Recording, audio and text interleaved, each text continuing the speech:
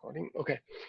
So today we will have basically we will have two topics. So first we will talk one slide SD-WAN solution planning and design, and after that we will have a lab demonstration.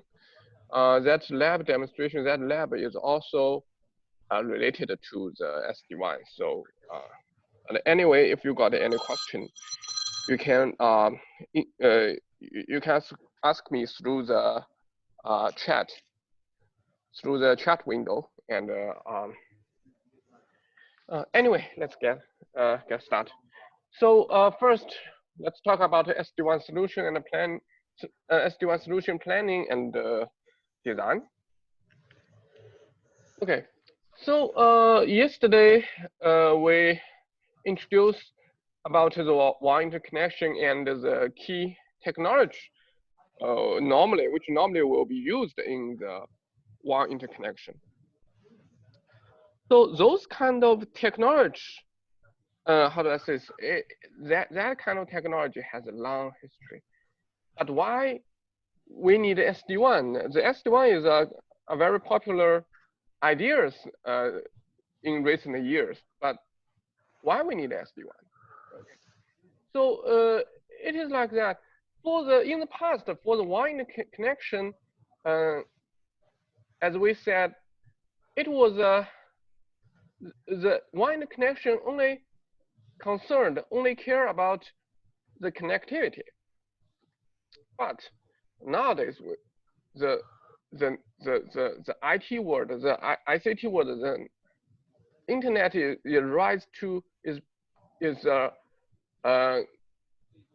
go to the age of, how do I say, the cloud computing age. Nowadays, network is going to this.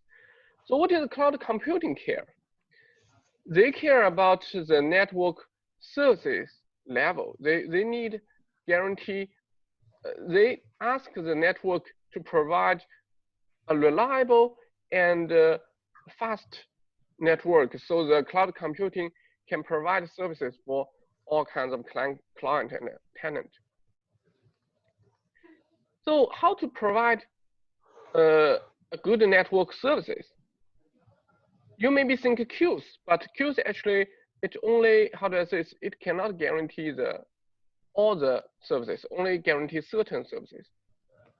So normally for the enterprises, for them, if they find out their services, their network services cannot vary the requirement for their business, normally they will expand the bandwidth for their WAN export WAN devices. But there's another problem is that because nowadays we can say it is cloud computing, which means all the services, most of the company business, they will put the IT system in the cloud, which means there's the WAN traffic, the traffic going to the WAN is increased heavily. Now you need to find some how do I say, balancing point, the balancing way, because there's a lot of traffic you put into, there's a lot of services you put into the cloud, and there's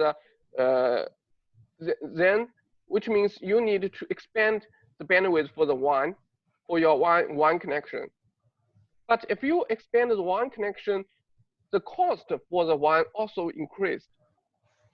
So you need to find some point that balancing the cost and balancing the services. Okay, so this is the reason why the SD-WAN came out.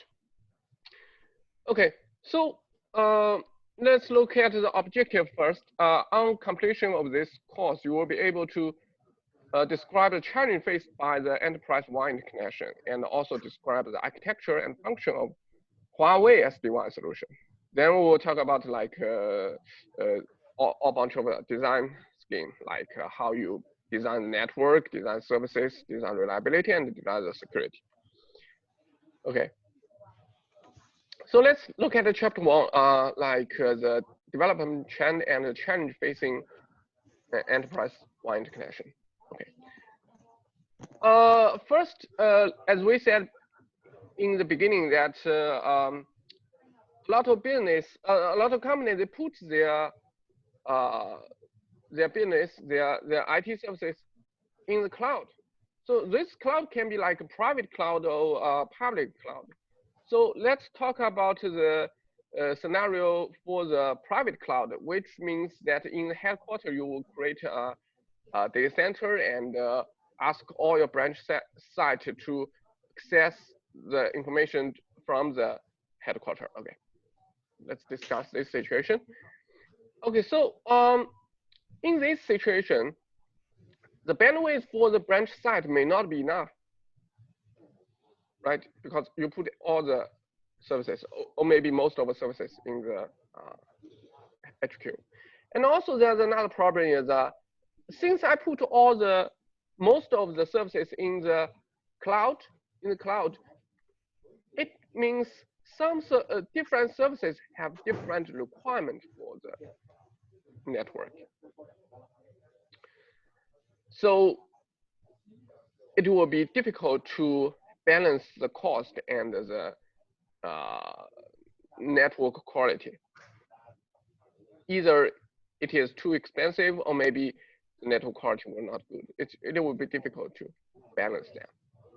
Okay. The second challenge for nowadays in the cloud age is that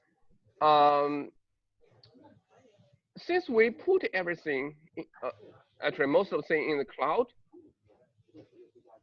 and so there's a lot of different traffic, different application is forwarding via the WAN, via the internet, or via the private line, via the WAN. So internet link and WAN link, which link is good, which link is not? It will be difficult to know. And also,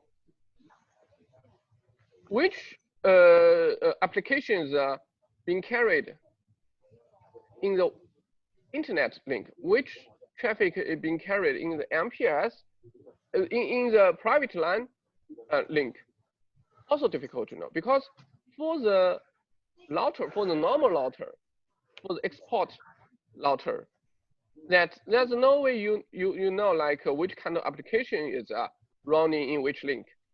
You don't know it, right? You only know there's the traffic, that's all. And also that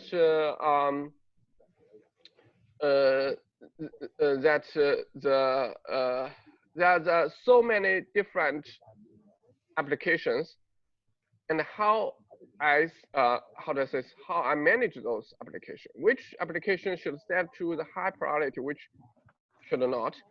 So this is also another problem, another challenge for the enterprise WAN interconnection. And the third is for the deployment. That in the old time, if you wanted to establish a new branch network, a new WAN interconnection with, if you want to create a WAN interconnection with the new branch, for the new branch, it took a long time. It took a long time, weeks or maybe months. So, and also for the daily troubleshooting, it is also difficult because you only say, okay, this branch is disconnected, but you don't know why it is disconnected.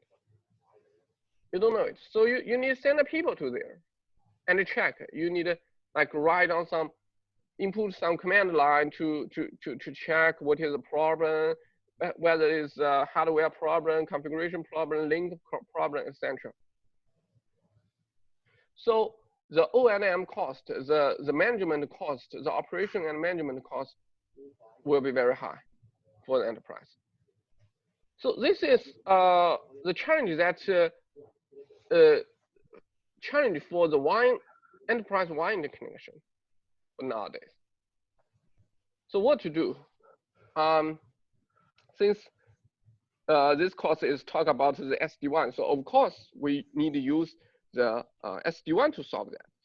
So how is SD-WAN technology can help us solve those kind of problems? So let's look at the characteristic of the SD-WAN, which is defined by all those kind of organization, like defined by the ONUG, Gunter, MEF, those kind of organizations. They define the SD-WAN should have the following character. First, the SD-WAN must support what we call the ZTP, zero touch provisioning, which means that you do not need to do a lot of configuration when you just deploy your devices. Okay. And the second, it can dynamically adjust the traffic path by application type, which means the SD-WAN network should recognize the application. They should understand the application. They will know what is this application is. And also based on the requirement of the application, we can dynamically adjust the traffic path. And I hope you still remember yesterday's course. And in yesterday's course, we talk about the SAC and the SPR. SPR. I hope you still remember that those things can help us to do, right? And third is it can provide automatic and intelligent O&M capability. So it will be easy for us to know like whether the link got a problem, a network device got a problem, etc. Okay. And the last, it can provide some VAS, value-added services. For example, the WAN optimization, the security, etc. Those kind of thing.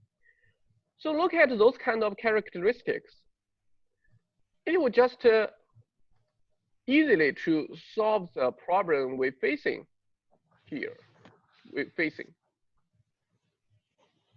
Okay. So let's take a step close to the SD-WAN's solution. Say how is SD-WAN really help us to solve those to deal with those kind of challenges that which are facing by the enterprise wire interconnection. Okay, let's look at the solution for the overview for the Huawei SD-WAN solution first. Here is a little bit like customer benefit. It can lower the O&M cost and have higher WAN utilization. And it also can minute level service provision, like if you want to create some new services, if you want to do the configuration, it will be very easy. Improve O&M efficiency, increase revenue, increase the revenue, smooth evaluation, openness, and quick integration, which means you can use those kind of API to and the devices easily to involve to the SD-WAN network. And also have some key technology for the Huawei SD-WAN. First, those kind of devices, the edge devices, the export devices, it can support 5G. This is a Huawei device feature, have high performance, simple O&M, optimal enterprise. And the Huawei SD-WAN solution, since it's SD-WAN, it says software defined WAN, so which means we must have a software. So those software is what we call the master NCE. So in Huawei SD-WAN solution, we basically have two type of controller, NCE controller, master NCE it is controller. Two type of controller can provide the SD-WAN solution. One is SD-WAN -1, and another is SD-WAN campus. Those two controller all can provide the SD-WAN's function. Okay, they all have the SD-WAN function. Okay, so So which means later for the lab demonstration, we will use the campus. We will use SD-WAN NCE campus to do the demonstration. But basically, the idea is same for the NCE-WAN and NCE campus, which when we talk about for this SD-WAN part, it is same for the NCE-WAN and the campus. Okay, so let's look at the architecture of the Huawei SD-WAN solution first. That basically, the architecture for the Huawei SD-WAN solution, that will be, we can divide it into 3 layers. First is the management layer. So the management layer basically means the controller, the I must NCE WAN or I must NCE campus. Okay, 2 types of controller. And those controller, for the northbound, it can connect it to the third-party BSS or OSS. And also you can, for the master NCE itself, they have some self-developed portal, the Huawei portal. Okay, they also have it. So they will use the RESTful API to connect with, to the northbound devices. It is standard API. And the second layer is the control layer. This control layer, it will help us to control the network topology. I mean, the SD-WAN network topology, not the physical topology, the logical, the WAN interconnection topology. Okay, you can say that for the control layer, the function is for the routing kernel information distribution, IPsec key exchange. We use RR to exchange the IPsec SA. So which means we do not need to use IKESA in the Huawei SD-WAN solution. Okay. The topology, VPN topology, which is WAN interconnection topology, we also this R can be used as an NAT stun. I hope you still remember what is NAT stun used for.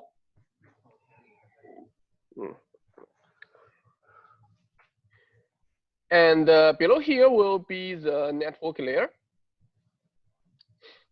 Network layer. So for the network layer, there will be 2 types of devices. They are all CPEs, but the role is different.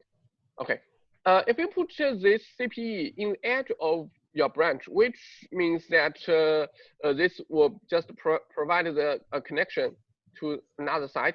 Those kind of devices we call it edge devices or edge site. Okay, and some devices, they are connected with the SD-WAN network and with the legacy site, like MPLS site or some other like internet. Okay, so this devices, this site we call it the gateway site. Okay. So let's look at one by one. Let's look at the management layer. So I must NCE. This is we took I must NCE one as an example. The campus is similar.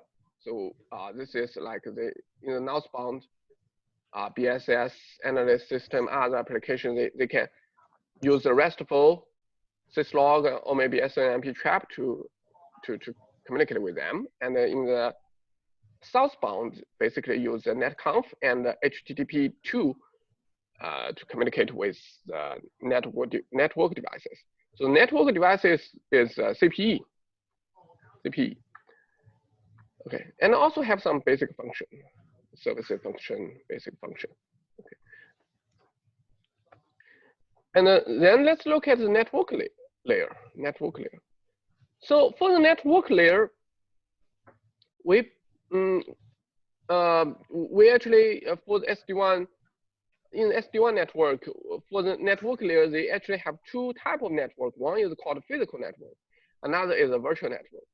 The physical network, you can consider it just some, it's just the devices. The only purpose for the physical layer network is just to provide the IP reachable environment for the edge, or maybe for the gateway. And there's another is a virtual network. The virtual network, it's a logical network. It's a logical network. And for the enterprise WAN interconnection, they only concern about here. Like this edge will connect to this edge will connect to this edge, this gateway connect to this edge. So this virtual network topology is a hub-spoke topology. Okay, so basically they are using the kernel to achieve this. So which means you do not need to care about the physical network a lot. Only you need to consider this virtual network. Okay, so for the network layers, there will be those devices related. First is edge. Edge is as we said, this edge is used to connect between the HQ, used to connect the HQ and the branch, or maybe branch with branch. Okay, it's just the devices. It's just the devices. So this CP actually is an AR router.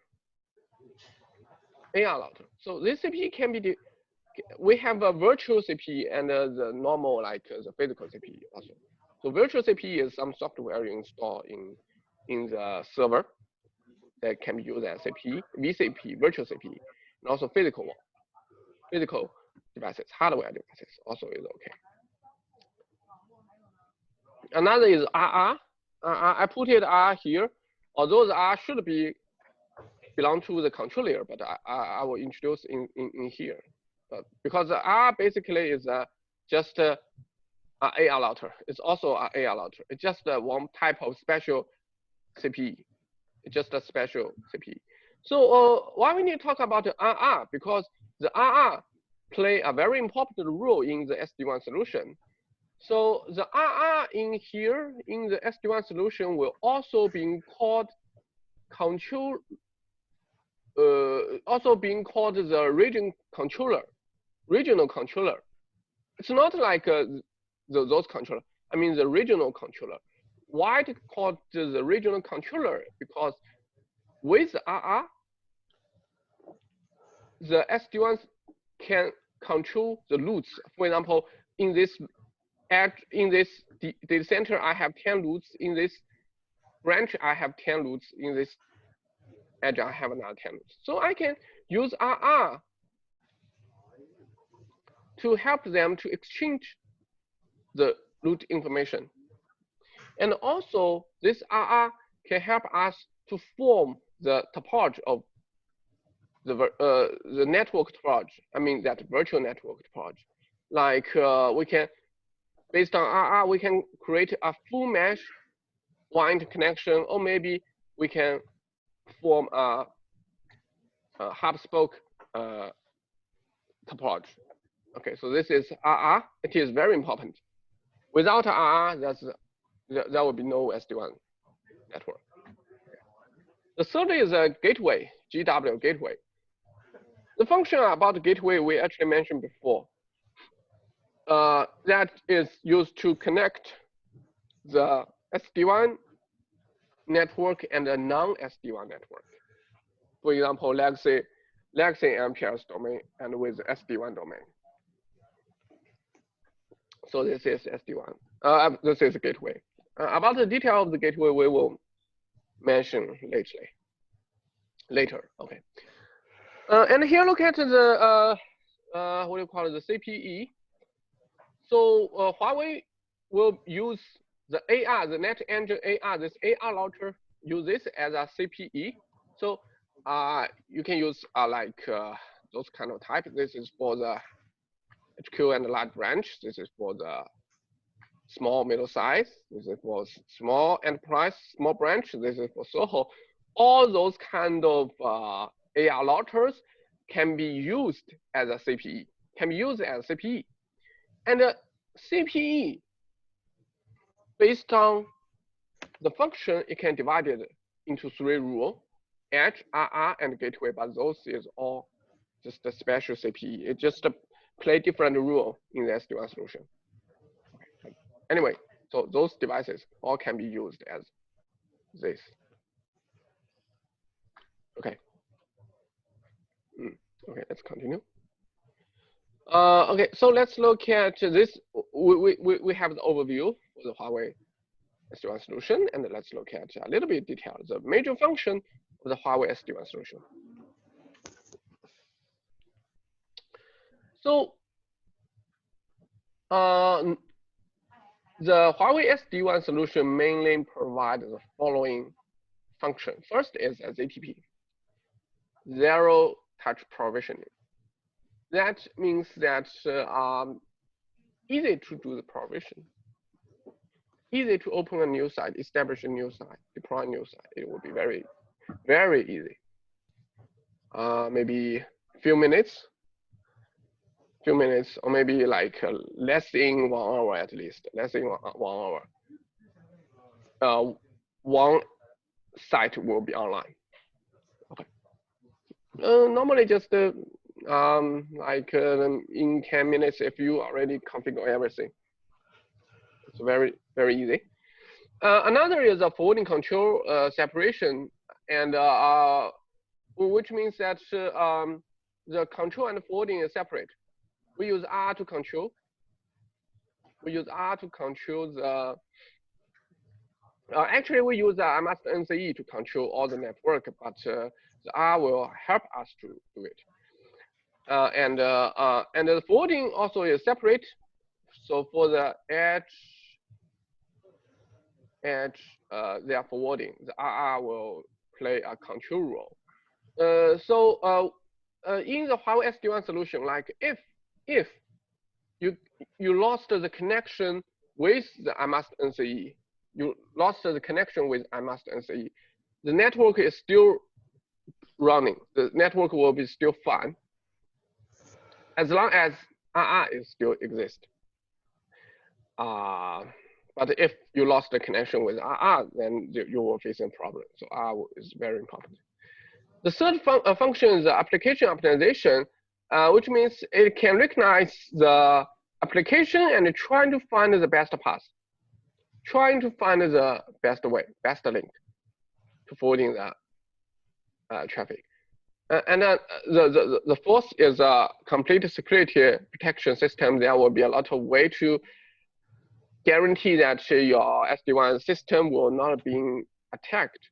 I mean, of course, there's someone will attack you, but anyway, I mean, I can protect the SD-WAN system from those kind of attacking. And the last function is for the visualized ONM. Like you can just see it and you will know, okay, there's a problem. So it's easy to do the troubleshooting. So let's look at those functions one by one. First is ZTP overview. So basically it's like this. The ZTP were working like this way. The network administrator, they will log into the IMAST NCE and to do some configuration to define this edge should configure which kind of thing, like which is the IP address, which interface configure which IP address, those kind of things. Like what is the name for this, what is the system name for these devices, those kind of things. And they will configure the ZTP file. And those ZTP files were generated in the IMAST NCE, this controller, and this controller will find like via the email, via the USB flash, via some other way that they will transfer the ZTP configuration to the site deployment person. This person. So basically, this person will just use PC to connect with edge devices. You can use like the physical link, or maybe use the wireless to connect to the edge devices, the CPE devices, and just with a simple click, just one or maybe 2 clicks, the edge devices will automatically do the configuration. They will deploy the ZTP configuration automatically, and the edge after they got the configuration, they will automatically register to the master NCE WAN or maybe campus. Okay. Then, which means your device is online, it is connected with the iMaster NCE, and the rest configuration you all can just do it in the iMaster NCE. Okay, so you don't need to touch the CP devices anymore. So, which means the site deployment person, this person, they do not need to know a lot of do not need to know a lot about the network. Still have some basic skill will be okay. So for the ZTP in Huawei SD-WAN solution, there will be 3 ways to transfer the ZTP file. First is a USB. So you just copy this ZTP file and going to a site and use this ZTP file to deploy the devices. Another is the email. So they can send you email, and you based on the email information to deploy, and also can use the DHCP. The DHCP, for the DHCP, so you basically do not need any. So the site deployment person only needed to make the devices. They only needed to power on the devices and connect it to the network. That will be all. And the devices will try to get the IP address via the DHCP, and this DHCP will push some configuration to the devices, and devices will also automatically connect it to the iMaster NCE. So for Huawei, there will be 3 ways to transfer the ZTP file. Okay, slide that. Okay, then let's look at the next function is flexible networking. The flexible networking means I can connect any edge, any site I want, just with a simple click in the SD-WAN, in the iMaster NCE. In the iMaster NCE. So let's look how is this flexible network achieved? How we can do it? So the Huawei SD-WAN solution will use those 3 channels to implement flexible network. One is called the management channel. The management channel will be established between the devices, no matter your RR gateway or maybe edge. We will establish a management channel. And second is the control channel. Control channel will be established between the edge and the RR. And the RR will help us based on the requirement which transferred from the management channel. The RR will try to help the edge devices to establish a data channel. So about the detail of those 3 channels, later we'll talk. Later we'll introduce. Talk about. Okay, this is a brief view for management channel. So management channel basically, we're using the netconf, this protocol to create a management channel. So basically, all the devices connected to the controller. Okay, the second channel is the control channel, and the control channel will after the iMaster NCE deliver the configuration through the management channel, through the netconf, the RR, the edge devices, they will, they will automatically establish the control channel. So the control channel will help the SD-WAN solution to forwarding those kind of things, the services routes, which means like for example, there will be 2 networks want to communicate with each other. So those network is services routes. Those network related routes is services routes. And another is the TMP. So what is TMP? Later I will talk about it. The TMP will be the key information like to let two edge devices to communicate with each other, so TMP. Third is IPsec SA. This is used for encryption. Because all the traffic is forwarding, you may be forwarding through the above the internet. So we know internet is insecure, so we will use IPsec to guarantee this, to encrypt the packet. Okay, so the last channel is data channel. Data channel is simple, forwarding traffic through the data channel. So data channel basically, for Huawei, we use GRE, or maybe GRE over IPsec tunnel. GRE tunnel, or maybe GRE over IPsec tunnel. So that is data channel.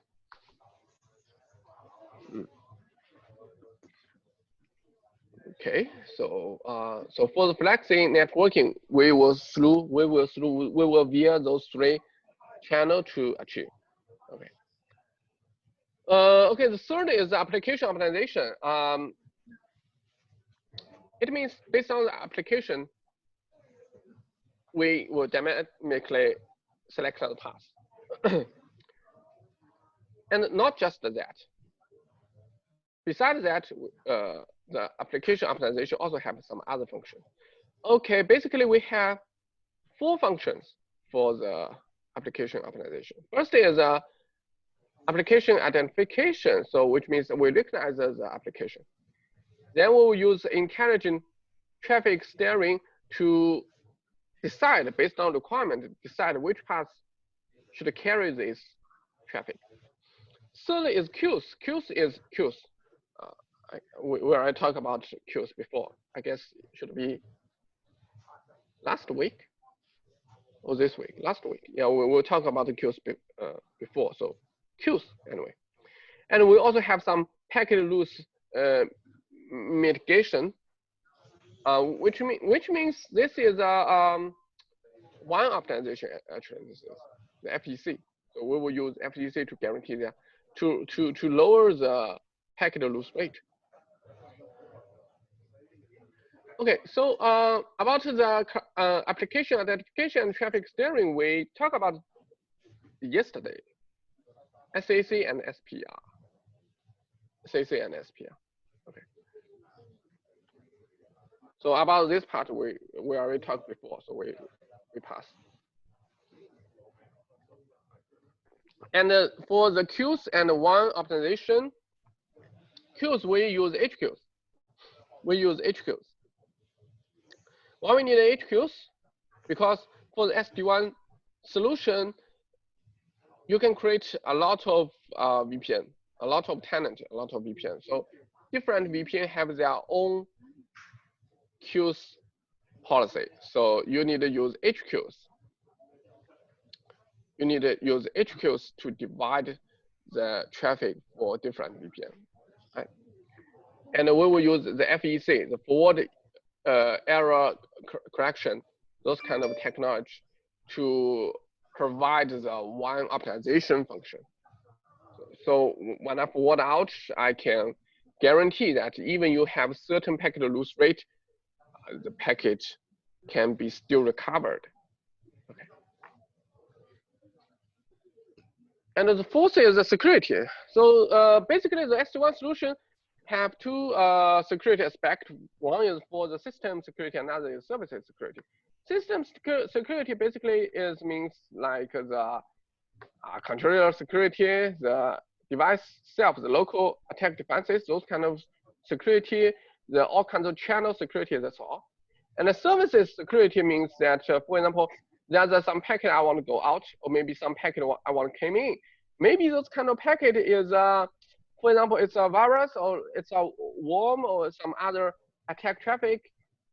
I can detect it and to filter them, to discard those kind of traffic, discard those kind of package. This is service security. So for the system security, there will be two aspects. One is inter-component security. Basically means all kinds of channel security.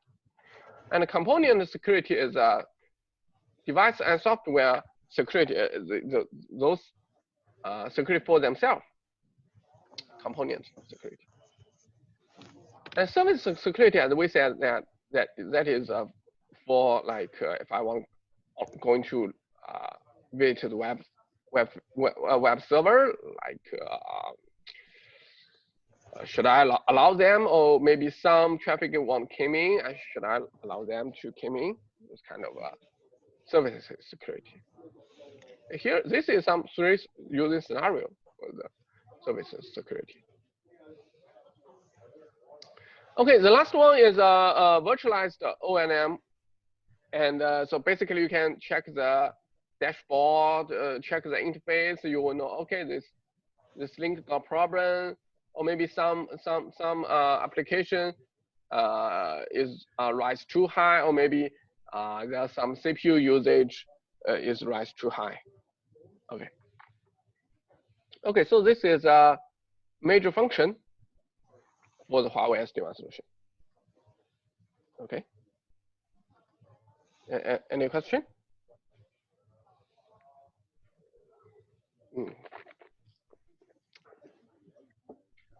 Okay. So far, I guess we will not talk about too much detail, so you have an idea will be okay. And then let's look at the application scenario for the Huawei SD-WAN solution, of the Huawei SD-WAN solution. So for the SD-WAN, there basically there will be 3 using scenario. First is enterprise build. It means that there's only one company, and this company wanted to create a SD-WAN network, so they just use like they just build the SD-WAN network. But for the enterprise building SD-WAN, it means this SD-WAN system is just for this enterprise itself, enterprise build. So this is one business model. Another SD-WAN business model is MSP resale. It means that in this using scenario, the MSP will purchase, they will buy the link resources, like the fiber resources, from the different countries ISP, or maybe from different province ISP. They buy the link resources from those kind of ISP. And those MSP, they will, how do I say this? They will combine those resources. They will integrate those resources.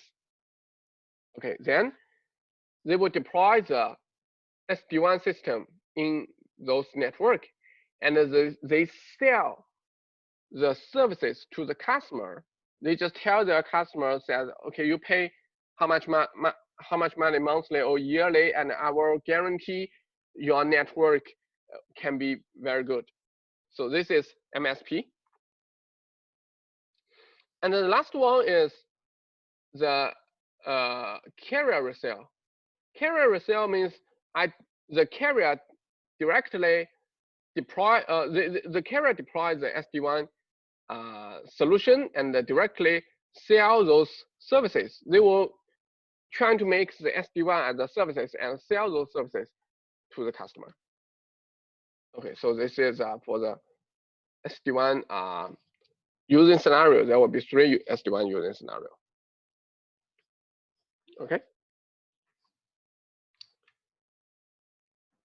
Okay, so let's continue.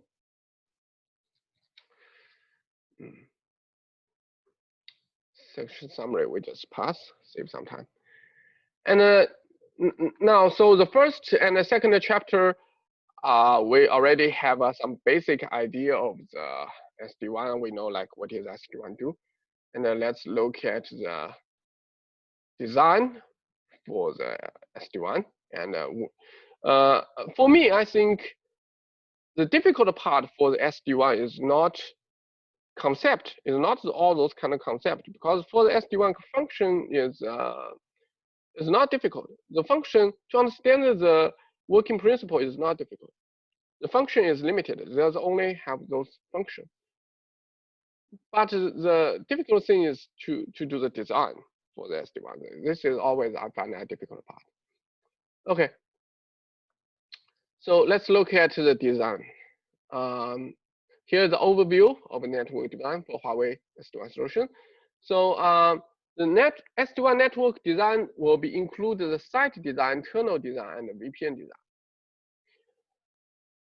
And for each different design, you can divide into like, for example, for the sub design, you can divide those design into one side, LAN side, and dual CP interconnection design. And also you can divide the tunnel and the VPN design into some other aspect design. Okay, let's look at the site design. The site design first. Okay, let's finish this site design, then we'll take a break. Okay, so for the site design, that we basically will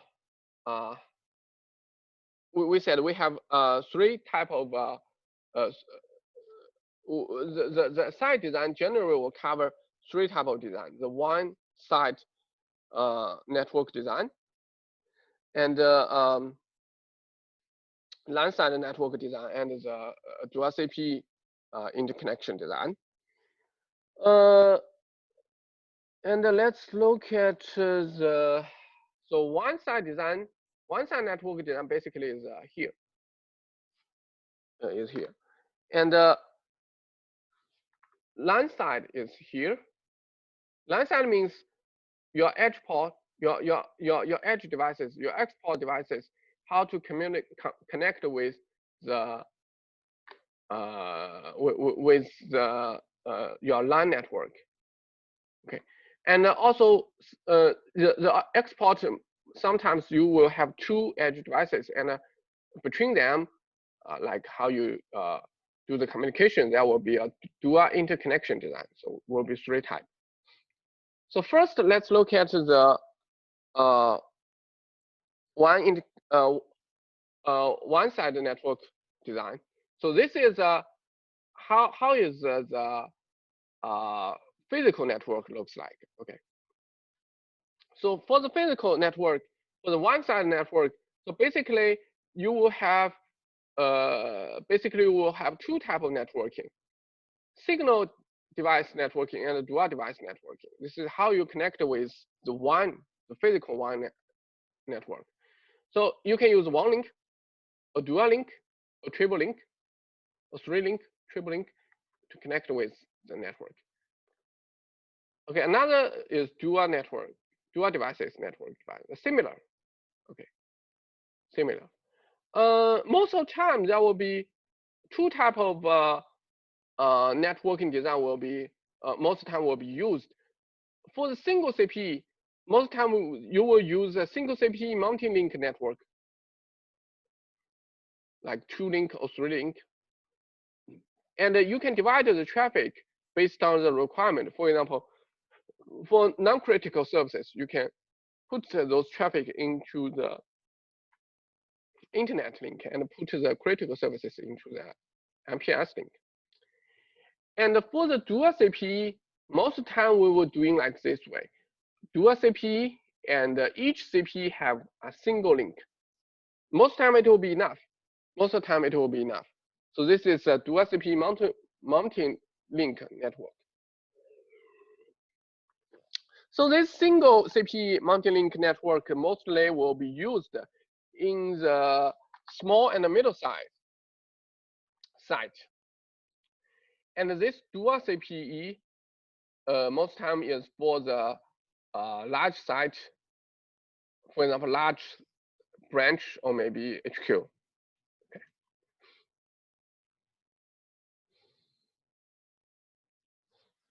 So for the one side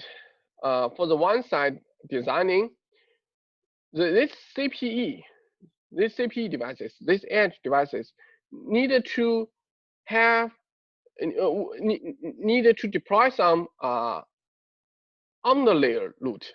The underlayer route means that this CP can be able to establish the data channel or maybe the communication management channel, the control channel with other devices. You need to have some way to forward this traffic to other side. So you can either use static route or OSPF or maybe BGP to achieve this. And for the LAN side, it means the LAN side, the one side is here, and the LAN side, it is working like this way. The LAN side first, it means how you communicate, how you connect with your LAN network. Most of the time, this is a core devices, core switch. Okay, how you connect with the core switch, or maybe how you directly connect with the terminal. So this is the most common way. For example, you can use a link aggregation. You can use the wireless to connect with the terminal device. You can use a VRRP. You can use one or two devices as a VRRP, or maybe two devices. Okay, in all kinds of scenarios, you can use VRRP. And this is for if the LAN side is a layer 2, you can connect with the layer 2 network. And if you connect with layer 3, for example, this is a layer 3 interface, VLAN if. Here is also maybe as a VLAN if. Okay, so for the layer 3 switch, this also will be okay that this export devices can enable some routing protocol like BGP, OSPF, static route, direct route to connect with, to create the neighbor relationship with the layer 3 switch. But you need to do some configuration in a layer 3 switch also, okay, and to communicate with them. So this you can based on the link aggregation or maybe based on two link, those kind of link is all okay. Okay. Okay, let's look next. And normally, the typical network for the typical architecture for the CPE connected to the layer 2 network, it will be like this. For example, CPE, they can directly connect with AP because CPE also can be used as AC. Maybe directly connect with the layer 2 switch. This is for one device. And also, if you got a dual CPE, you can create a VRP here. And this is for layer 3, similar, the architecture is similar, the topology is similar, that between the layer 3 switch and CPE, you can deploy the routing protocol. Okay. And last, let's look at the dual CPE interconnection networking module. In the SD-WAN solution, sometimes you need to guarantee the reliability of the network. You will deploy your two CPEs for export. So if one CPE or maybe the CPE1 connection is failed, you must find some way to forward the packet to the backup path. So between the CPE1 and the CPE2, you need to deploy the interlink. This interlink can help us to forward the traffic in case the main path is failed. This path is failed, so I can use this interlink to forward the traffic to the backup path and send out. Okay, so this interlink, beside it can forwarding the traffic, it also will help us to synchronize the key information, such as tunnel connection information, the SLA information, IPsec SA information, application identification result, etc. Okay, so this is a dual CP interconnection. So for the dual interconnection, for this interlink, there will be two ways to deploy. First, you can use isolated link to communicate, to connect with CPU1 and CPU2. So this isolated link can be set as an interlink. Or you can reuse the resources for can reduce the resources for you can put it, you can combine the interlink with your LAN network. So as long as the CPU can communicate with CPU2, it will be okay. Recommended is use this way. The dual between them, you use an isolated link as an interlink. Okay, so this is for the site design. Any question?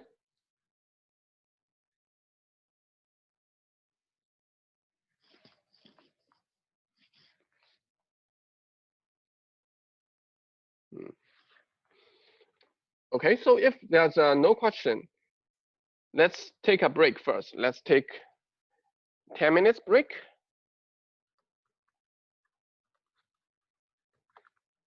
And then we will come back later.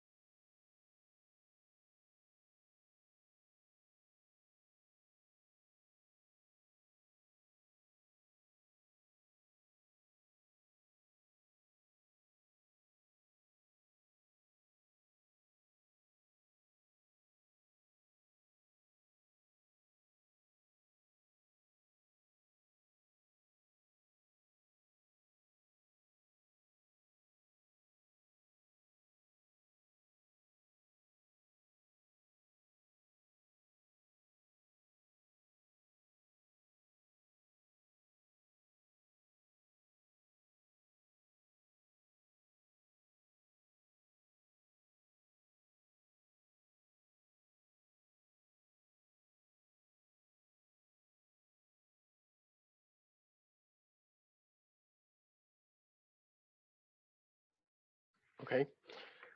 Let's continue. Then let's look at the SD-WAN tunnel design, and this tunnel design will be very important for the SD-WAN solution. Okay, so for tunnel design, it will cover 4 types of design. First is data tunnel design, how to design data tunnel. Another is RR design. Third is NAT traversal design, and also the devices have limitation for the specifications.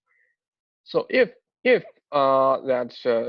network the required of this network is exceeded the specifications,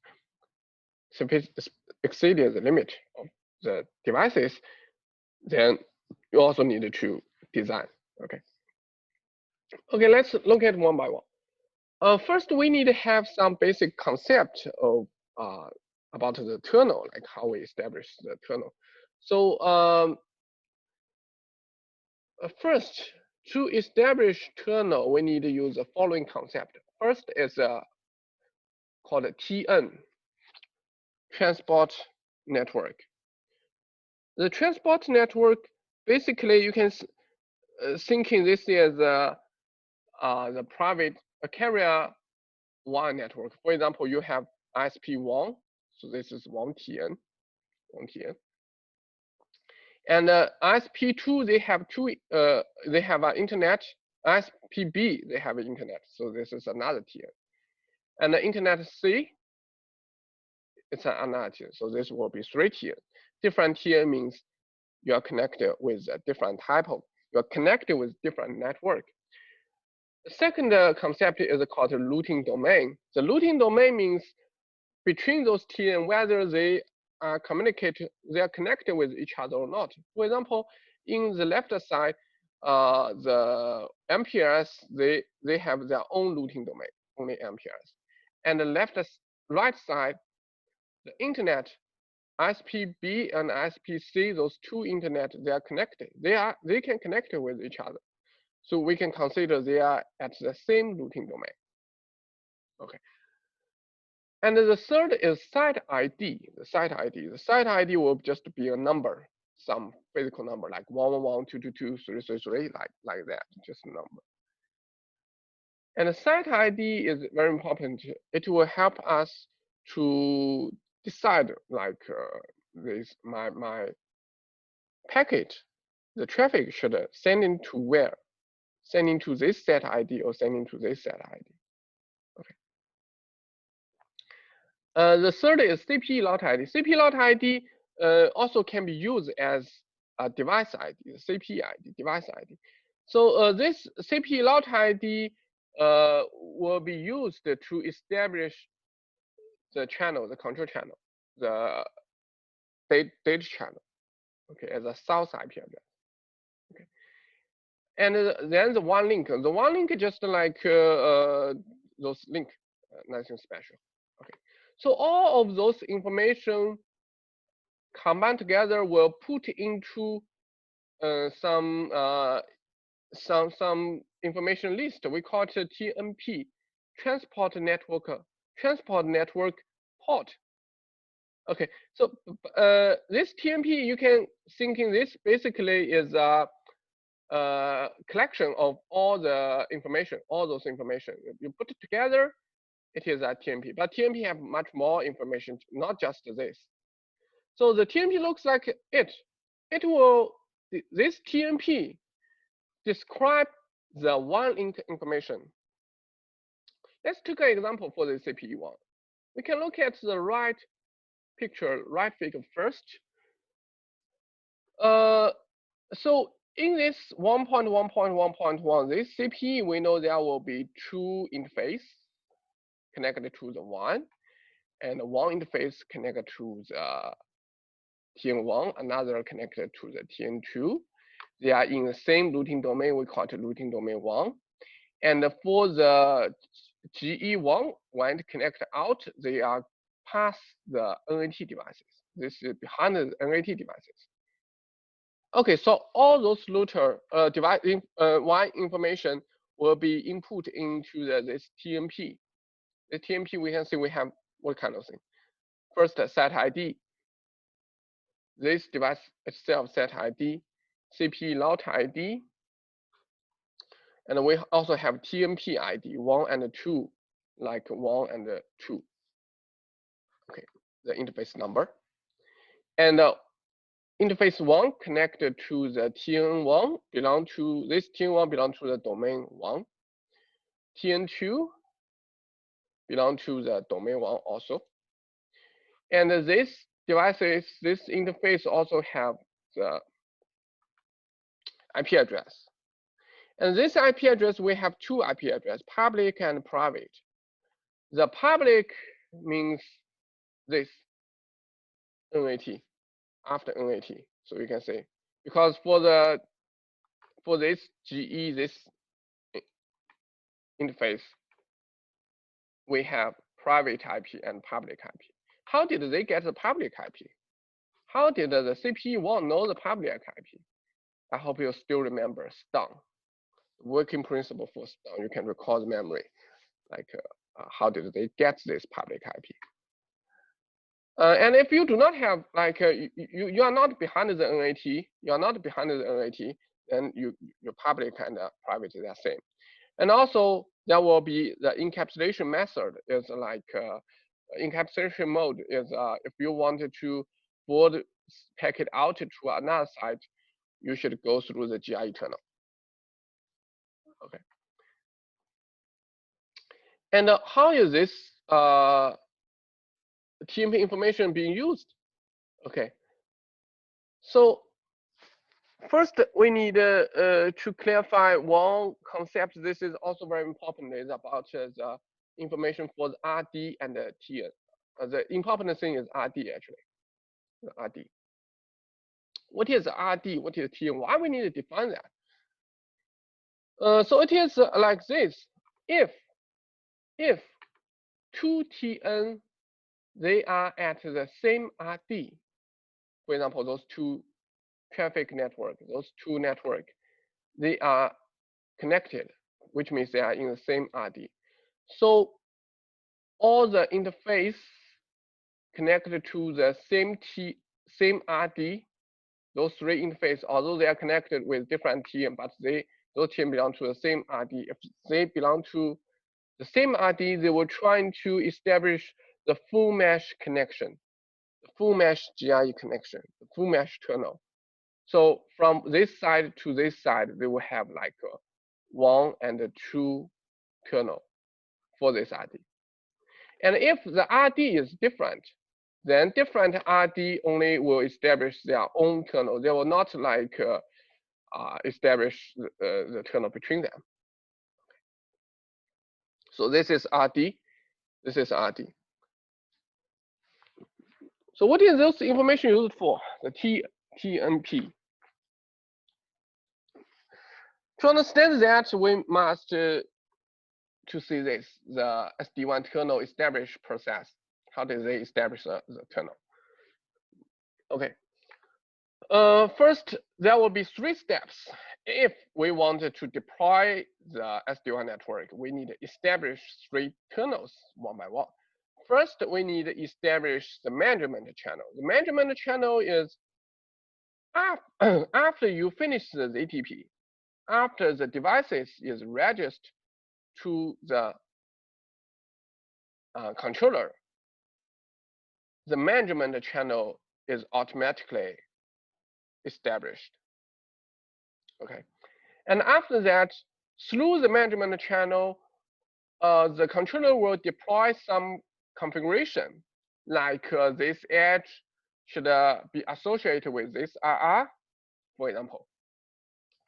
And between the edge and RR, they will create a control channel. This control channel, actually, we are using the BGP EVPN peers to be used as a control channel. But before that, we will create something called the DTLS channel. This DTLS channel only have one purpose, is trying to provide the security feature. security feature. But this channel is a temporary channel. After we establish the BGP control channel, this DTLS channel will be deleted, will be released. This channel, okay, will be deleted.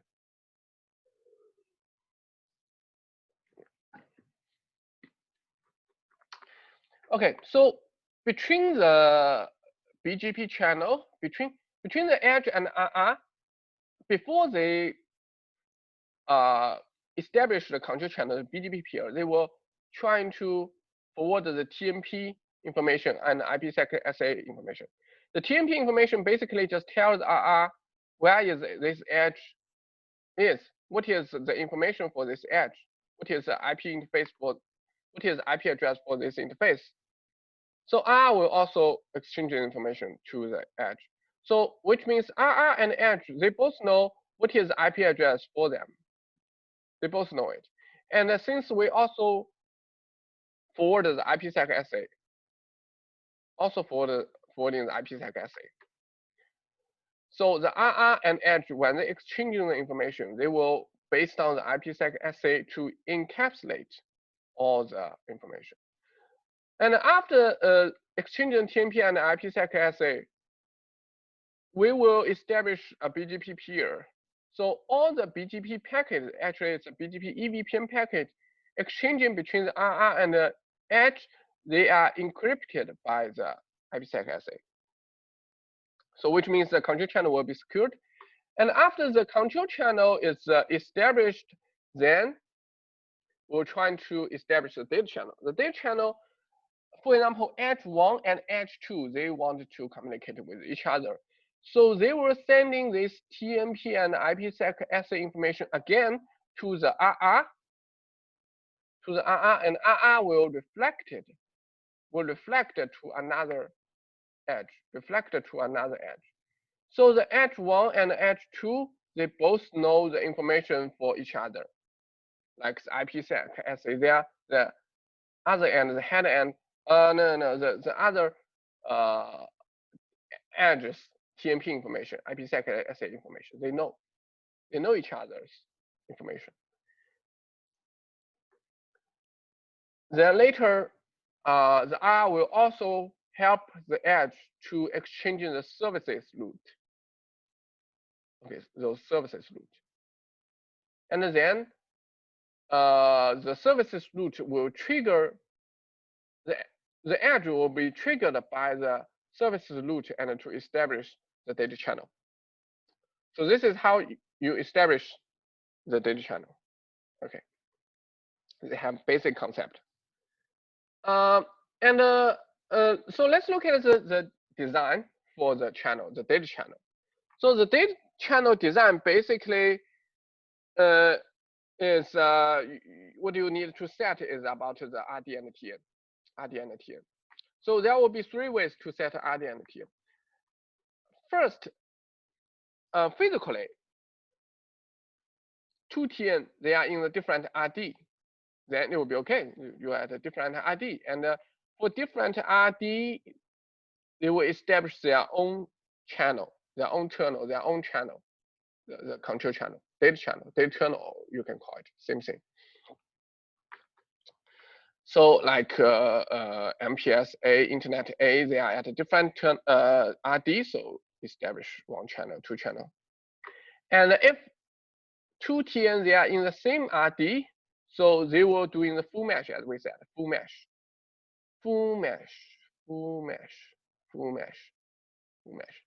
You establish a full mesh connection. And the third way is maybe physically that you are at the same routing domain, but you can logically set those 2 TN into different RD. Okay, logically you can set it. Okay, and so the TN1, Internet 1 will only establish with the Internet 1. Internet B will only establish the channel with Internet B. So why in the last 2? Why they are logical, physically they are in the same RD, but why you want to set them into different RDs? The reason is Simple, because if you establish the full mesh, the devices has a limitation for how many tunnel it can establish, how many connection this can establish. So if you doing like this way, then the scale of your network will be limited. But for this kind of way, you can put much more devices into one network. Okay, so this is tunnel.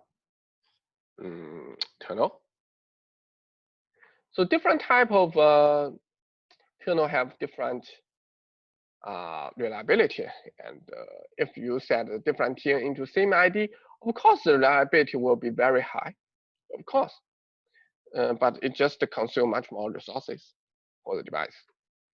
And for different RD and different TNs, although physically maybe they're in the same RD, but you set it differently logically. You set them differently. For this kind of thing, the reliability will be a little bit lower than full mesh. Of course, it's not full mesh, but normally it will be enough. Most of the time, it will be enough for different RD and TN. Okay, so this is the tunnel design. Then let's look at the RR. And the RR is important. Let's look back to this slide. We can say the RR play a very important role. It will help us to forwarding those TN, IPsec, SA, the services route. The RR will help us to forward that. So if there's no RR, there will be no data channel, because this kind of information, it will be treated as a BGP route. So if the BGP neighbor is disconnected, all the route will be withdrawn. So if the edge lost the connection with RR, the edge, all the routes in the edge will be withdrawn. So which means this edge will be just offline. There will be loose function.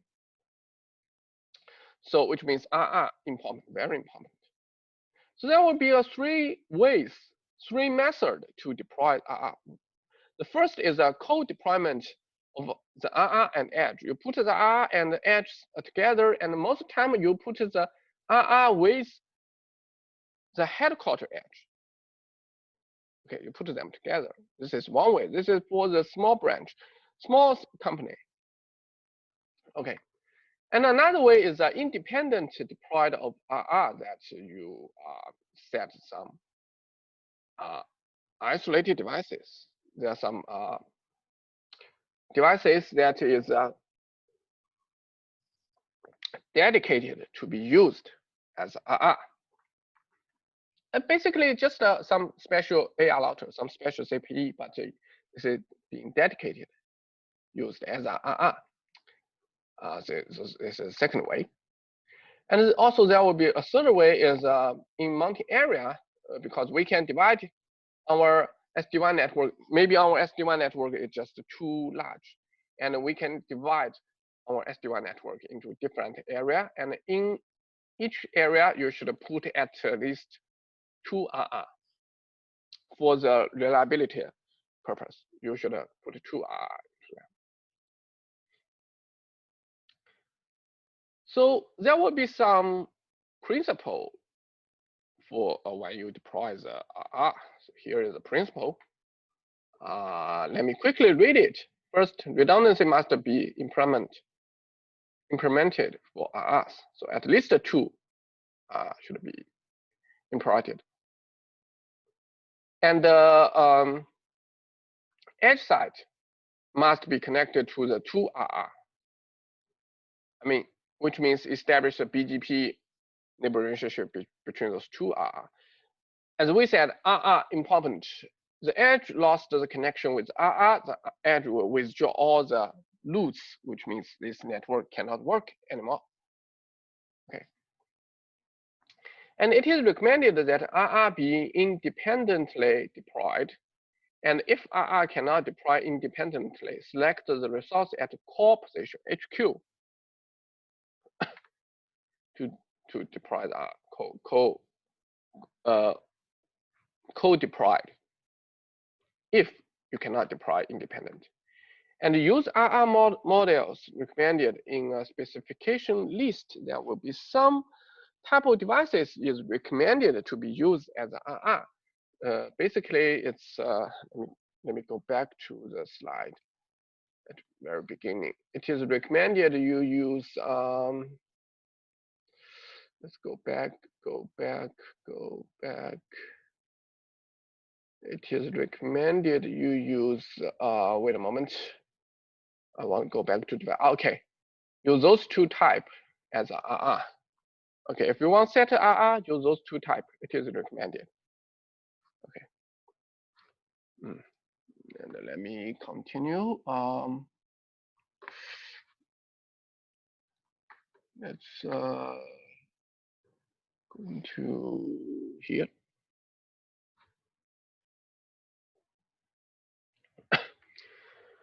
So there will be some typical R networking. This is for the enterprise build.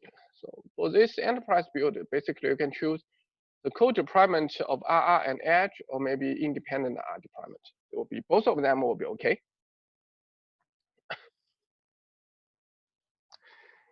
And the other way is you can for the carrier and MSP resell that because carrier and MSP they are rent those SD-WAN for the tenant. So different tenants, they must have, most times they will have isolated, dedicated R. So they will use the RR area, different RR area. They will they will use the to connect with certain tenant edge. Okay. So this is our design. Now let's look at the NAT traversal. The NAT traversal, we introduced the NAT traversal yesterday. So for the working principle, we just pass.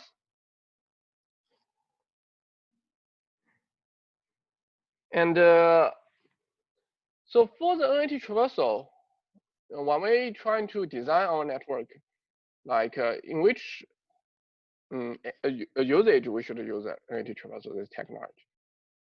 So let's look at the three scenarios you might need to use NAT traversal. First is edge connected with the NCE. In this scenario, actually, you do not need to deploy the NAT traversal feature. For the NAT devices, you basically just to mapping some port outside. Just use the net server, this feature, to map those kind of port out. Okay, mapping those port outside, and the edge will be able to visit the NCE. But this we actually do not need to use the NAT traversal feature, just NAT server feature. It will be okay. The second scenario is RR, that edge trying to communicate with RR. So in this scenario, you also do not need to use the NAT traversal. So if in this scenario, if you deploy the NAT, in this scenario, how you configure the NAT, it is like this.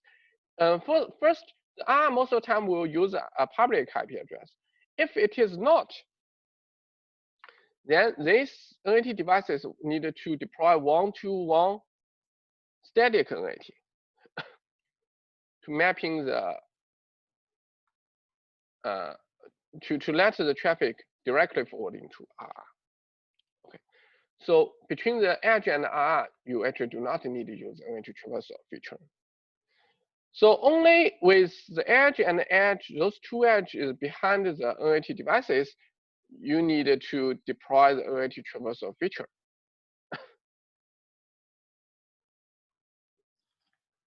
So this NAT traversal feature, basically just one simple click, it will be enabled, this feature. And the RR will be used as a stun server. This actually is R. R will be used as a storage server. Okay, then let's look at the specifications exceeded situation that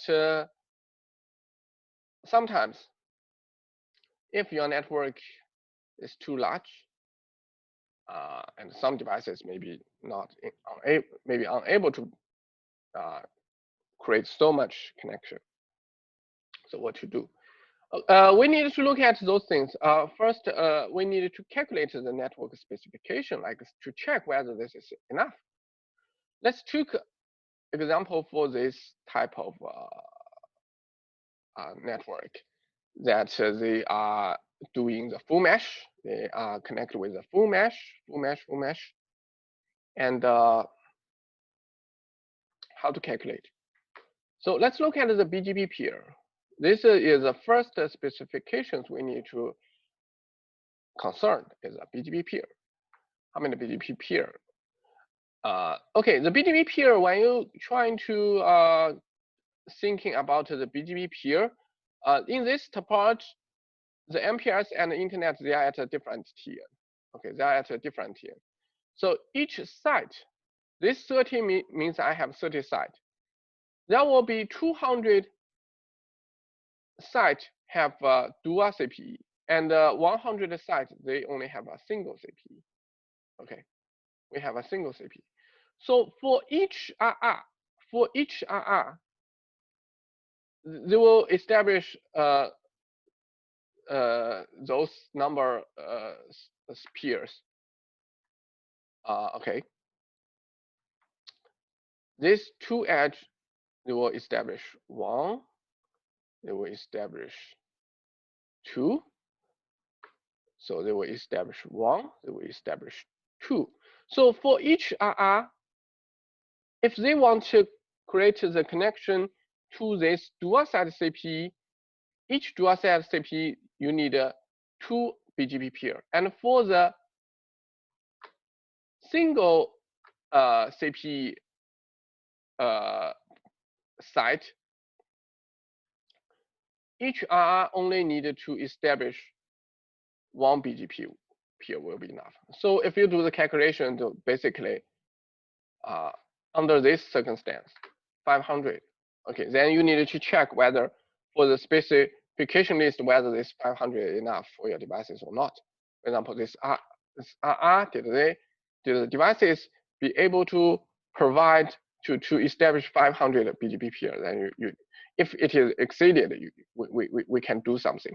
Okay, another is the tunnel. The tunnel. This tunnel is the data channel. Okay, data channel. So this is also needed based on the real situation. For example, here we have 1 tunnel, 2 tunnel, 3, 4 for one side, and another 1, 2, 3, 4. So totally you need we have like 300 sites, right? So totally we need to have 1,200 data channel. So you also need to, you can check the network. And also you need to consider about bandwidth, like for each channel, like how many bandwidth it required. And you need to check the specification list to see, okay, whether it is enough or not. Okay, but sometimes maybe it is not enough. The resources, especially for the RR and the HQ, it is not enough. So what to do? There will be 2 ways to deal with this situation. First is area-based networking. Area-based networking is you can divide your network into different area, area 1 and area 2. So area 1 and area 2, they will all be managed by the same tenant. They will be managed by the same tenant.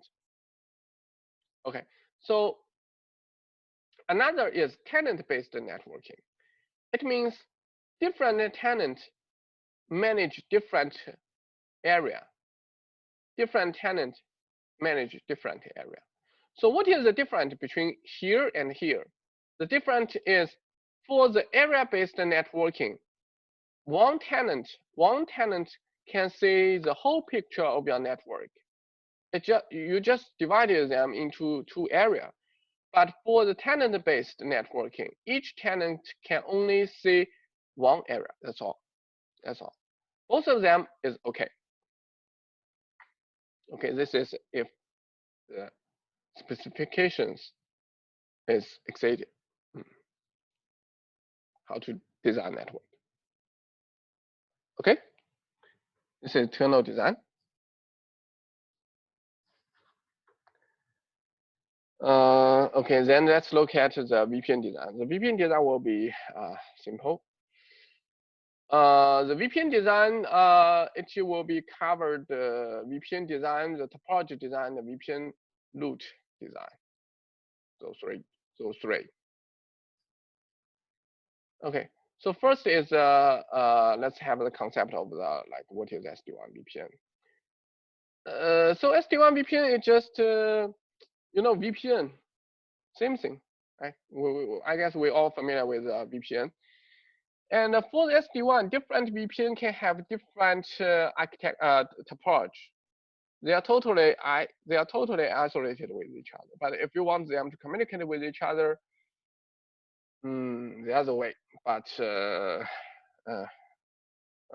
between them, VPN 1 and VPN 2, the topology can be different, no problem.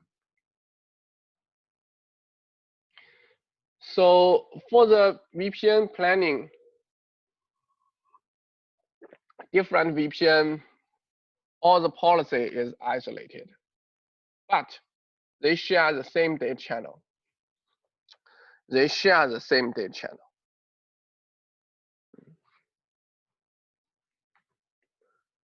Okay, then let's look at the topology, the VPN topology, the overlay topology design. So for the overlay topology, there will be 4 types. One is hub spoke, means all the edge site is established with HQ, hub spoke. Another is full mesh, I guess it's easy to understand, full mesh. Partial mesh, some is not full mesh, some is full mesh, that's all. And the last is a hierarchical networking technology. You can divide it into many layer. The network can divide it into many layer, and different layer is you can control it. You can create their own network. So hub spoke network. So you can say basically you just branch connect with HQ. This is widely used. This can be used in the large scale network. Large scale network. Okay. Another is full mesh. Full mesh means full mesh. And for the full mesh, the good side, the advantage is there will be, if between the edge you want to communicate with each other, it will be very simple. It will be very simple. But the problem is this kind of way only suitable for the small size network, is because the edge is because there will be limitation for specifications. So for the devices, so if you do the full mesh, some devices maybe will not be able to establish so much tunnels. So only small size, for example, 10 to 100 branch size, you can use full mesh networking. And the third is the partial mesh is just similar with full mesh. The partial mesh is similar with full mesh. Just some between some edge you do not establish. You do not establish the data channel. That's all. Okay, so the last is hierarchical networking. The hierarchical networking, some company are using this especially for the large scale company, the large company. At this company, they have a lot of branches. They maybe at different province or different cities, they have their own uh, branch company. So for those kind of company, you can use hierarchical networking. For example, this is city, this is province, and this is like the backbone device. Okay, so you can have a multi-level network, hierarchical network. And this will easy for people to manage because different area can be managed by different people. So this is quite good for the large network, large scale network, big company. They can use hierarchical networking. Okay, so this is topology design.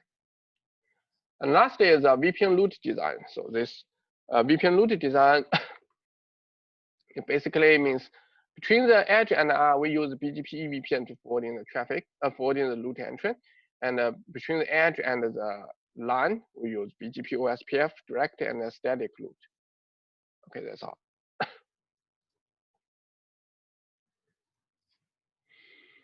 Okay, so networking design. Then let's continue to check the services design. So let's look at the services design overview. So basically, the services design we have two. One is application services design, and another is the network services design.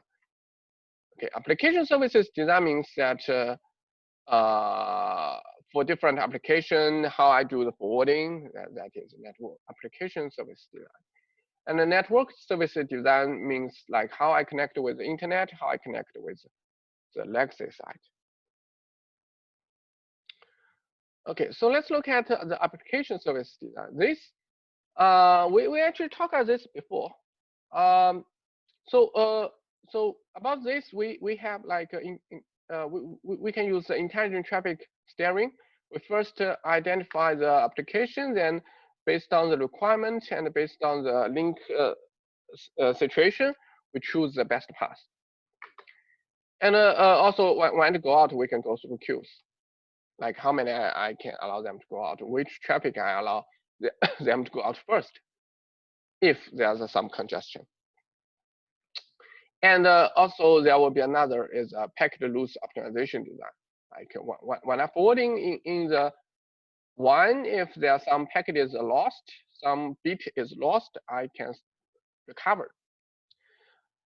Okay, about the application identification, this one we talked yesterday, so here we just pass SAC, right? Pass, and let's directly look at the intelligent traffic steering design. Okay, so we have some different methods to adjust the traffic. Based on the application requirement, we can adjust the traffic. So first is a link quality-based traffic steering. This means I have two links, high quality link and a low quality link. If the high quality link is link quality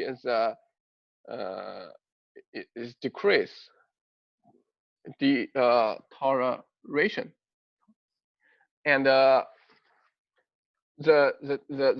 traffic will dynamically switch over to the low quality link. But there will be some threshold that like what is the packet loss rate, what is the jitter value. I will trigger the switch. I will trigger the switch over. But basically, they have some they have some threshold. And if the main link is going back, then we will switch over. Okay, deterioration. Okay. A second intelligent traffic steering design is we can doing what we call the load balancing based traffic steering. The load balancing means that we can set two bandwidths. One link have high bandwidth, another have low bandwidth. And high bandwidth link, they carry much more traffic, and the low bandwidth link, they carry few traffic. And also we have what we call the application priority-based traffic steering. It's like this. We also have two links, high quality link and low quality link. Normally, all the traffic will be carried in the high quality link. But if the high quality link, maybe the bandwidth is not enough, okay, then the low priority application will be switched over to the low quality link. Okay. Okay, it's like this. Second is queues. The queues is well, we use HQs. We use HQs. You can based on the VPN, and inside VPN you have different like bandwidth, different traffic. You can decide. And third is for the packet loss rate optimization design. So there will be two type of we use FEC to do it, and we have two type of FEC: AFEC and DFEC. So if your traffic is working like this way, that your traffic, how do I say this? Your traffic is for AFEC, that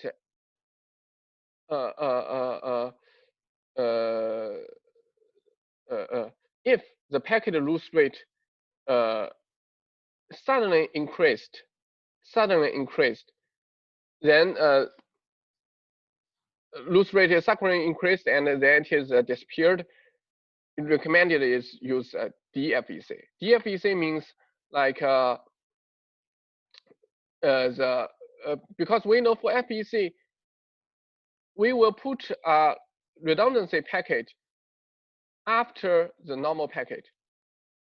So DFEC, for example, every 4 packets they will add one redundancy packet. Okay, this is DFEC.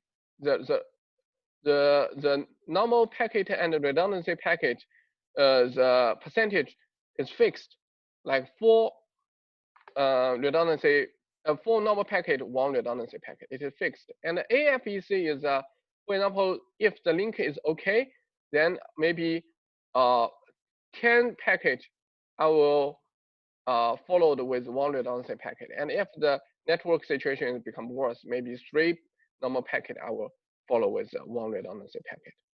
Okay, it's like it. So for the AFEC, if the packet loss rate is suddenly changed, the AFEC cannot do it. The AFEC, if the packet loss rate occurred for a short period of time, the AFEC is okay. So if if we use redundancy, if we do use DFEC, then it is if the packet loss rate is suddenly changed, we can use DFEC.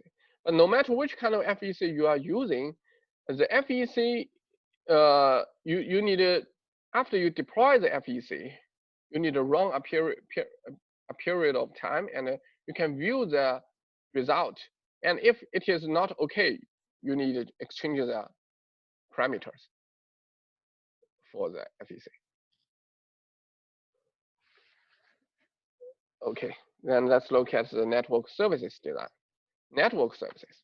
So network services for the SD-WAN, we have 2. One is internet access design, another is legacy side access. The legacy side means this way. Internet is I going to internet. So for the internet access solution, there will be 3. First is local internet access, centralized internet access, and hybrid internet access. The local internet access means all the edge site, no matter you are at a branch, at the headquarters, etc. If they want to go out, they will go out locally. And the centralized internet access is no matter where this branch is, they will send in the packet into the HQ, and the HQ send out. But the HQ itself can directly go out. Okay. The third is a hybrid internet access design. So first is local internet access by default, and centralized plus centralized internet access. It means that by default, we are using local access, directly go out. But if the internet link is failed, I will send in the packet into the HQ and ask the HQ to forward the packet out. That's another way. And for the hybrid internet access design, there will be another type of hybrid internet access. The centralized internet access plus local internet access for specified traffic. So which means normally all the traffic will send into the HQ and send out, but some special applications, some special traffic will directly go out. So there will be 4 type of internet access design. And for the internet access link, we also can set the priority. For example, we have 3 links. Priority 1, this will be a major link, and we can set a priority to decide which link will be used to as an internet link. Okay, so let's look at the legacy side access design. For the legacy side, we have 2 using scenarios. First is only for one enterprise. Another is for the carrier or maybe MSP. They provide the services which are connected to the origin legacy network.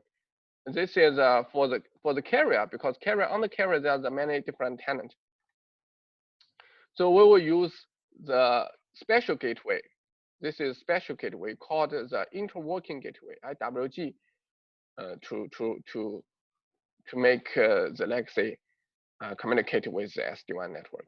Let's look at this one first, simple one, the network. If we only have one enterprise and enterprise, they have a legacy side and SD-WAN side. If they want to communicate with each other, very simple. You put a gateway here, and this gateway must be dual device. So one CPE is a SD-WAN CPE, another CPE is a legacy CPE. So in here, we will put the sub interface or maybe a VLAN interface or physical interface. You connect them together, and between them you run the OSPF and BGP and exchanging the routes entry. This way actually is similar with the option A, the MPLS BGP VPN across AS and BGP VPN option A. They have the same idea. Okay. Another is use something called local breakout. The local breakout is this site. Both can be used as a gateway and can be used as an edge. Oh, what's going on? Can be both used as a gateway and as an edge. So how to do it? What is local breakout? The local breakout means this: inside these devices, you will create 2 GRE tunnel, and those 2 GRE tunnel they will use the the loopback interface to do the communication. So loopback interface 1, they belong to this VPN. This VPN is a legacy network VPN, and loopback 1, loopback 0 belong to this VPN, loopback 1 belong to another VPN. This VPN is for the SD-WAN. And you put a GRE tunnel between them, and those two GRE,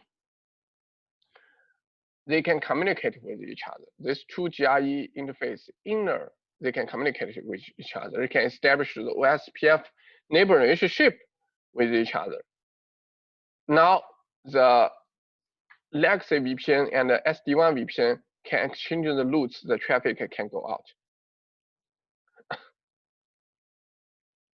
Okay, so this is for the enterprise itself to how to make them to communicate with the legacy network.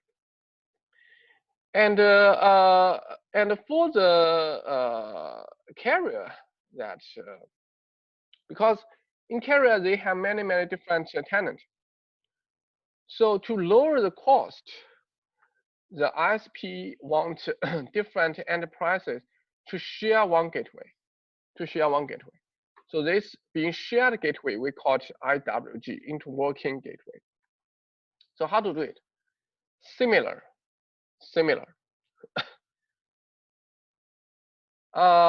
First way is we can use like the option A to achieve that. Okay.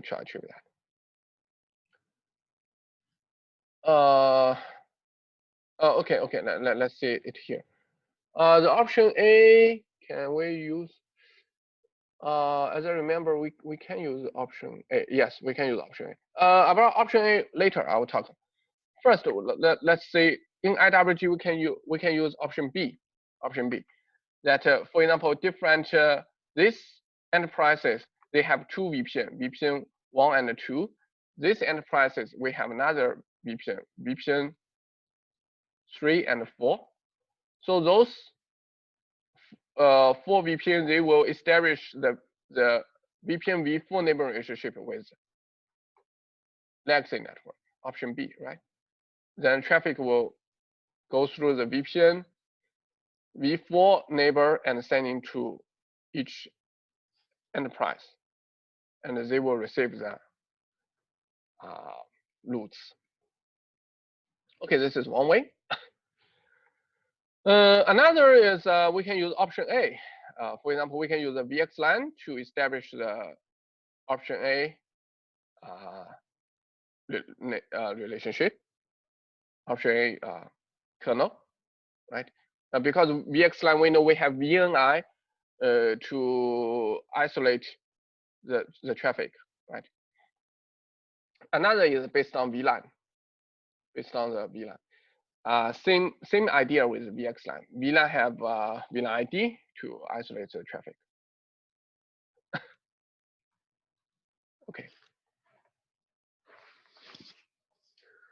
Okay, so this is for the network services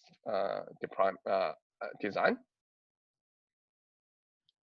Okay, and then let's look at the last about the reliability and security design for Huawei SD-WAN solution. A little bit overview. So for the security design, there will be 3. First is about the reliability and security design. There will be 3 aspects. First is site reliability, control reliability. This is reliability. And also we have security. Okay, let's look at site security first. Site reliability. Site reliability, we have 3 types of site: hub, RR, and IWG. 3 types of site. For the hub site, basically we will have we will use 2 active hub site. Those 2 sites, inside sites, we will have 2 CPE, and we have 2 hub site. So you can divide the traffic based on the network. For example, office services network, they are active hub is here. And for the production services network, their active hub site is here in hub 2. Okay, you also can define based on the region. Region A, region B, region A, the active hub is here. Region B, the active hub is here. Okay, so this is for the hub site reliability design. And RR reliability design, similar, that you put multiple RR, like in one RR site, two RR, or maybe in two RR site, but each of them only have one RR, or maybe two RR sites, each of them have two RR. And we can say the enhanced reliability is enhanced. Okay. Okay, and a little bit link redundancy. Those two methods is recommended. Okay. Single link is not recommended. And IWG reliability, very simple, that you put two IWG, active and standby will be fine. Okay. And then let's look at the controller reliability design. The controller reliability design, it will have two types of design. One first is the controller deployment reliability. Another is controller networking reliability. Two types of design. And controller deployment reliability design is how you deploy, how to make your controller itself much more robust. Okay. So first, when you deploy the controller, recommended is you use like 3 or 4 server to deploy the controller. So at the different physical server, you can create multiple virtual machine, and different virtual machine they have different function, and the function will be like will at least have 2 virtual machine. Will at least deploy 2 virtual machines. So you can say all those services is how do I say this? Even one virtual machine is failed, I have another. One device is failed, I have another. Okay, each devices or each virtual machine, if they got a problem, it's okay. I always have one device is working.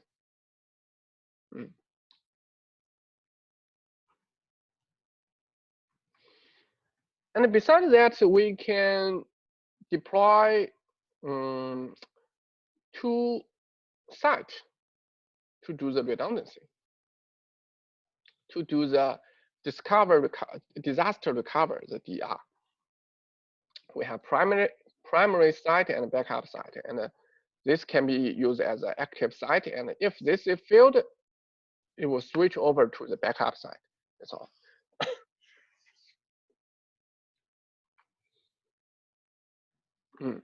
And let's look at the reliability of the controller networking, like because our controller needed to provide the services for the CPE, for the edge. Then the network, you can put, if you only have one controller, normally you will put at least two devices, two gateway there, and you can lead the devices, lead the traffic. No matter where traffic it come from, you can make them going back to the MSTNCE. And this is for the hybrid networking. And if you got a single network type networking, you can directly ask them to go into the MSTNCE. And sometimes you may have sometimes you have two controller. So those active and standby controller, you can make them use like same south and northbound IP address and use the eBGP to forward those kind of network outside, and use the eBGP route eBGP route to control. I should go here, or I should go here. Okay.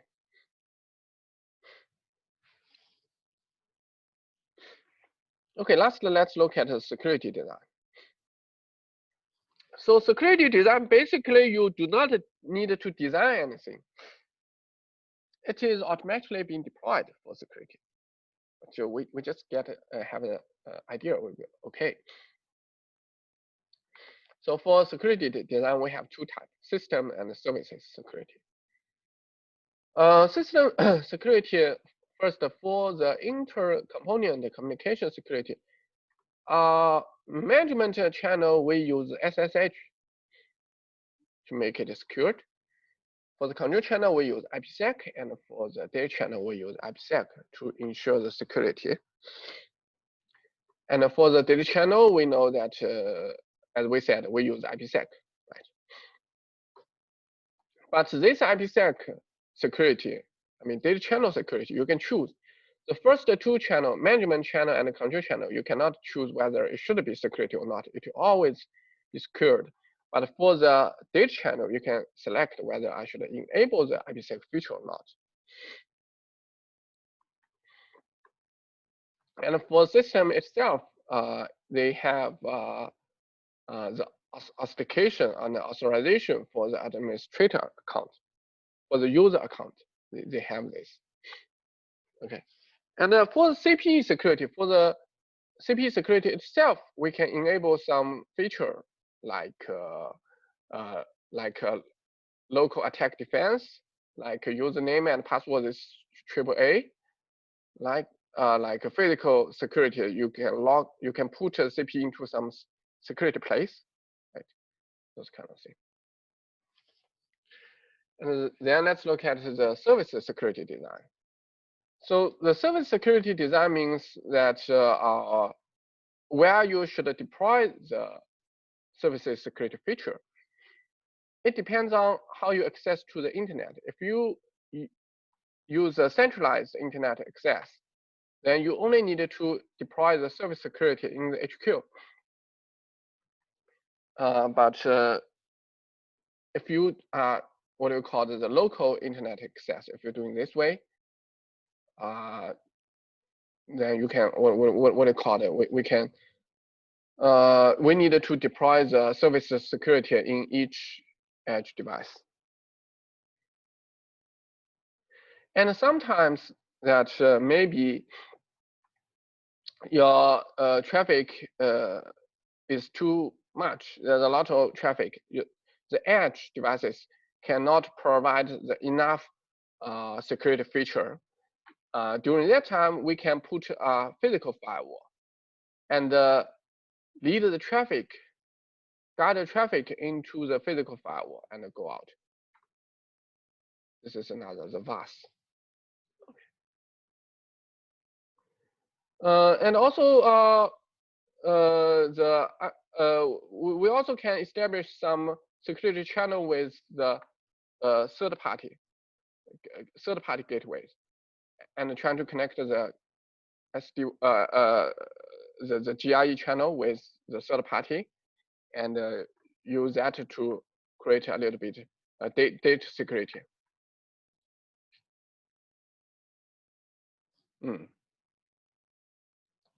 Okay, that will be all. That will be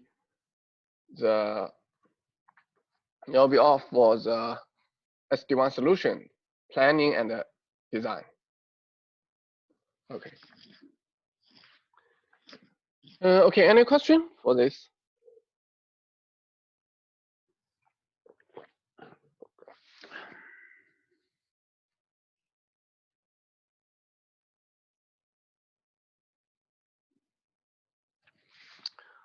Okay, so if there's no question, wait, let me check. If there's no question, we will take a break, and we will take 20 minutes break, and we will start. We'll take 20 minutes break, and we will continue. Later we'll talk about how we will talk about like we will do the demonstration for the lab.